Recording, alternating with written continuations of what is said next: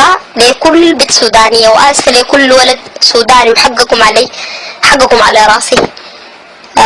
انتوا اخواني وانتوا اخواتي، وانا سودانية، واعتبروني انا غلطت في حق نفسي اول، في حق اي بنت سودانية، في حق اي ولد سوداني حر. بجد انا اسفة، واتمنى انكم تقبلوا اعتذاري وتفتش لبعضنا الحاجات الكعبة ممكن نصيد بها اخطاء الناس.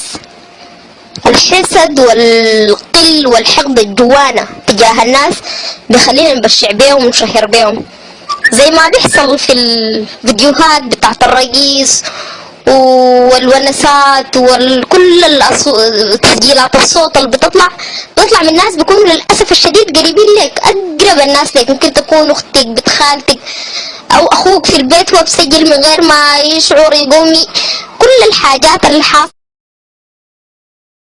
بنسبب فيها نحن أقرب الأقربين لبعض.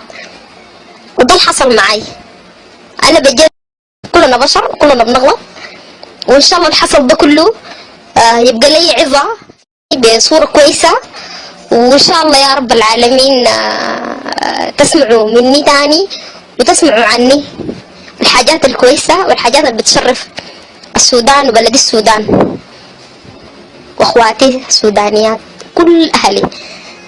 بجد أنا بعتذر وآسفة جدا جدا على كل اللي حصل.